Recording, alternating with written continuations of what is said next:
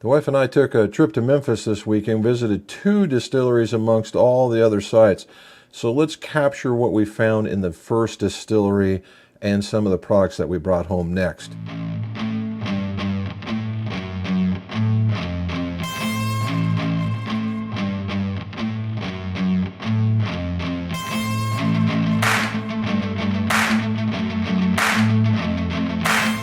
Welcome back to Pars and Pours. Jim McCleary's a golf-centric whiskey channel, and we are going to talk about Bluenote. Okay, Bluenote.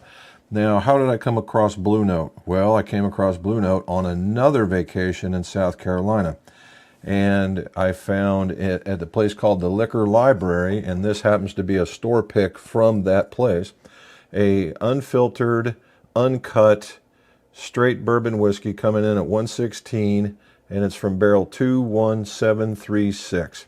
Now, if you follow me on Instagram, which you should, I post pictures and just now starting to get into kind of reels and whatnot, and we featured this one, and I featured it because it was good. And what we're going to do here is, and I started looking around, I figured out it was in Memphis. Well, my wife wanted a birthday trip to go see Elvis. Okay, we're going to bring these back a little bit. Wanted to go see Elvis, Memphis, obviously. We went and saw Graceland, and which was a very cool tour. If you ever get a chance to get down into Graceland or into Memphis, definitely a place to go see.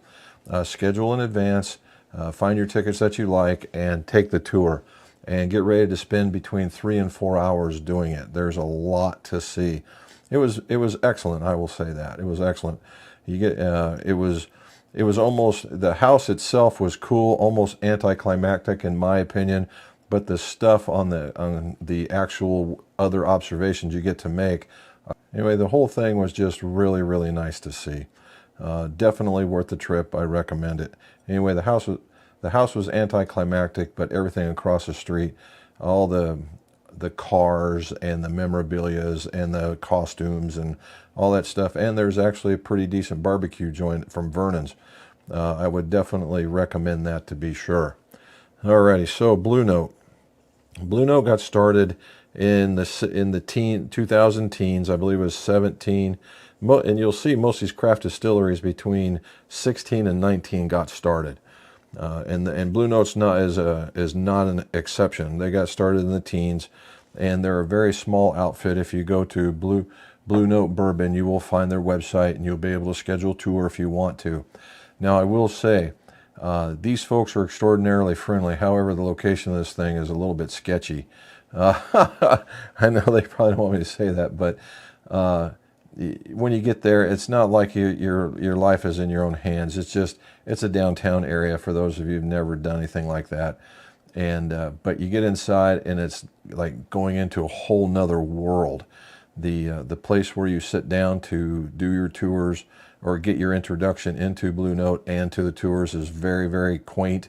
And then you get to go walking around, and you see the ladies working, and I'm telling you what, the backbone of that particular place. They make all of these possible for us. So why am I sitting here with 4 bottles in front of me? Because Bluenote is not in Ohio. So I had to pick up a couple, and if I was smarter than the average bear, I would have probably picked up a couple more, but it is what it is. So let's discuss this a little bit more. So there's some products out there. There's the Bluenote, you'll see uncut, unfiltered, and if you notice that the labels are starting to change a little bit. And that's on purpose, because there was really hard to discern what you were looking at. So there will be a new label that looks a lot like this, and then there will be a label that looks a lot like this. And this one is a private selection, hand-selected distillery picked, and it is a single barrel. And this one is 118 from barrel 22338. In fact, the guy that gave us our tour was in charge of the single barrel program, so we got a massive lowdown on that particular program. And it is quite intricate to be sure. Now what you see here is you see a lot of the gold, right? You see a lot of the gold that's on this. That may be for just what we'll call the shelfer product, where this will be for the more of the special release types of products. And then this one here, as you can see, is yet a different one to segregate it, and it also has green because it's a rye. Now they have, I will say, I'll give a shout out, they have two other models that I did not get.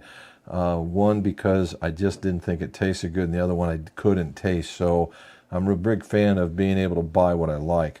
One was called Crossroads. Crossroads is a blend. A lot of people, I'm sorry, it's a single barrel, but it's finished in French oak staves, with French oak staves in it, or French oak in it. And it has a different flavor. It was a bit fruity. It was a bit more tame than the product. So it's basically this product, and then what they do is they put the French oak to it, and they let it set for another period of time in order to give its flavor profile. It was good. It just wasn't something I was not getting ready to go get. All right. So most of all the mash bills over here are the same. And it's just about aging and where they come from. They're very particular about where they age products in their warehousing, and they do, they're talking, you hear people when they palletize that it's all even. This guy says it's not. I would tend to agree with this. Now, it's a smaller place, and it's an industrial complex, so it wasn't specifically made for this particular purpose, but I would still agree with this guy. The other one's called the Survivor Series. Now, the Survivor Series is really unique, and I really wanted to get one, but I didn't taste it, so it didn't follow my protocol, so I didn't get it. That may have to be readjusted. The Survivor Series is basically a warehouse had collapsed that was storing their particular product, and when they finally, long story short, when they finally were able to get to it, and they were able to clear away a lot of all the debris and whatnot, that they found some barrels that had survived the collapse. They might have been in the dirt, they might have been under rubble, they might have been anywhere. And you can see these sections of pallets, and they're older. They just look like they're about 10 to 15 years older than all the rest, but they're not. It's the Survivor Series is what they're calling it. You could very much like the flood that's at Buffalo Trace. I wouldn't be surprised if we didn't see something like that there too. Anyway, that's what they're doing there. Alrighty, so as we're going to sample this, man, you get like this one is almost a cherry note, or at least a red fruit note, we'll call it that way. Followed up by the caramel, and then maybe just a little bit of the oak. So there's at least a couple of flavors. And you saw, I just basically opened this at the start of the video, and it just comes off wonderful. I mean, and that's the reason why I got it. These things they punch well above their weight class. I'm here to tell you right now. All right, onward. This one. It's called F.L. Watson Jr., and it's a straight bourbon whiskey coming in at 111.6, and it's 14 years old. Okay, 14 years old. And what it is, one of the owners of the company and his dog, and that's who it's named after, I believe. Nope, I'm sorry. It's named after the guy. His name is Frank Watson. The dog is named Treat Watson. Okay, and a very well-trained dog, as we understand. And this is a limited release bottle, and I decided to get that one. And dark, very well done, and that's the reason why it's sitting here. Also, it's sitting here because my grandson's name is Watson. So it was kind of a twofer. This thing just keeps coming. That's great. Now, one of the biggest surprises of this was this one. This is Bluenote's Honey Rye Cask, a 2025 release. Now, they also release another rye, and it comes in at 93 proof. It's a 95.5 rye, and that thing was outstanding as well. Definitely a introductory rye for rye if you're not necessarily understanding what a rye does, because everybody's afraid it's going to be like drinking a pepper shaker or something along that lines. This one was completely in the opposite, totally sweet, Very easy to go with, and of course it has something to do with the proof, but also the way that they took care of it. Now, that said, that was one I should have picked up as well. This is a honey rye cask. And basically what they did is they took that particular rye, they didn't proof it down. This is a 116.49, all right, cask strength rye. And this thing, I got to taste this. They also make a honey bourbon. The honey bourbon sold out within a day. The honey rye, there's just a few cases left. And when I drank this one, this could have been a contender for Rye of the Year immediately.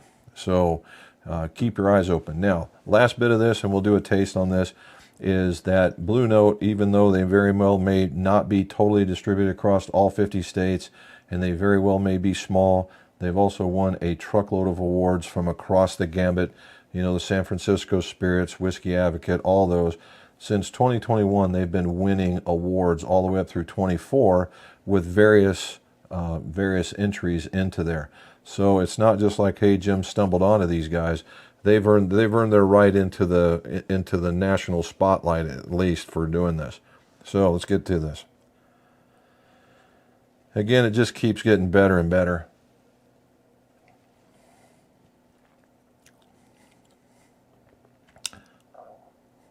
First drink of the day, and you get it right there on the front. It hits the front of the palate, nice oily finish in the middle, and it does have a finish, although it's not very lingering, and that's fine by me. I don't want a massive monster Kentucky hug, and this thing just hits all the notes. Now, going back to this, one more thing, that this stuff right now is being produced in Kentucky.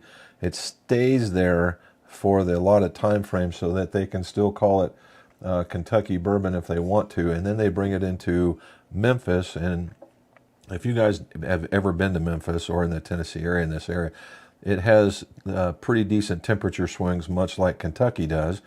And being near the water, the humidity plays a huge factor, and so that they can age their whiskeys the way that they want to, or their bourbons or their ryes, and still get a very good interchange with the wood, get what they want out of it, and have an award-winning product. All right, one more. And to your health.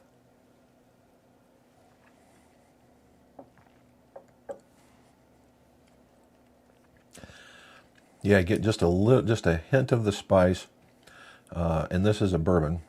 Just a hint of a spicy note. Very much a caramely flavor, almost another layer of sweetness to it. I'm not getting that early comment on the red fruit, but I think it's being hidden by maybe some of the oak.